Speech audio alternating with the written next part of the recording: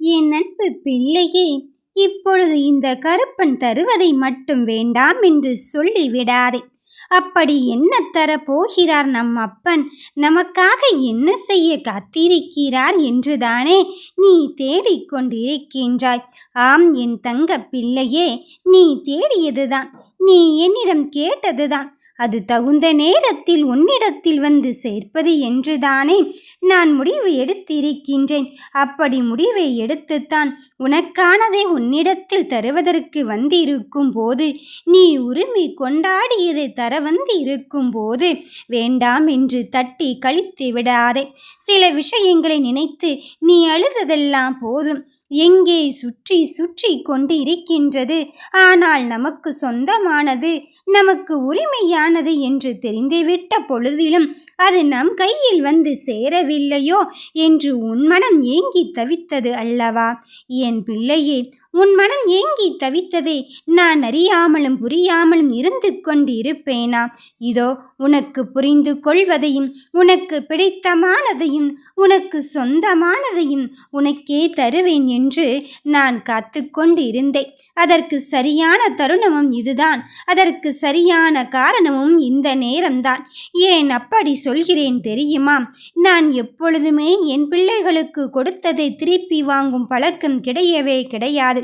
நான் கொடுத்தது என்றால் அது கொடுத்ததுதான். நான் கொடுக்க போகும் அனைத்துமே உனக்கு நன்மையான காரியத்தை செய்வதுதான். அந்த நன்மையான காரியம் நிரந்தரமானதாக இருக்க வேண்டும். என் பிள்ளைகளுக்கு வாழ்க்கை துணையாக இருக்க வேண்டும், உறுதியாக இருக்க வேண்டும். நிரந்தரமான விஷயத்தை தருவதற்கு நானும் தகுந்த காரணத்தை தேட வேண்டும் அல்லவா? அதற்கான தகுந்த காரணத்தோடு தான் உன்னை தேடி வந்து இருக்கின்றேன். காலம் எப்பொழுது வரும் என்று கண்ணீர் விட்டு மண்டியிட்டு மடி யாசகம் பெற்றுக்கொண்டே என்னிடம் அழுது தவித்தாய். இதற்கு மேல் நான் யாரிடம் அப்பா யாசகம் கேட்பது? உன்னை தவிர, என் அப்பனை தவிர என்று என்னிடம் கண்ணீர் விட்டு அழுது தவித்து கொண்டிருந்தாய். அப்படி தவித்து கொண்டிருக்கும் என் பிள்ளையே, நீ என்னிடம் மட்டும்தான் கையேந்துவாய் என்று சொன்ன சொல்லிற்கு மறு உருவமாகத்தான் உனக்கு சொந்தமானதையும் உனக்கு உரிமையானதையும் கொடுப்பதற்காக வந்திருக்கின்றேன். ஒவ்வொருவரும் ஒவ்வொரு விதமாக உன்னுடைய விஷயத்தில் தலையிட்டு அங்கே வார்த்தைகளை விதையாக விதைத்து கொண்டே இருக்கின்றார்கள் என்றுதானே நீ நினைக்கின்றாய். நினைக்காதே என் தங்க பிள்ளையே. அந்த விதையை, அந்த வினையை நான் அறுக்க வந்து விட்டேன். அவர்கள் என்ன சொன்னார்கள்? உன்னால் முன்னேறவே முடியாது என்று.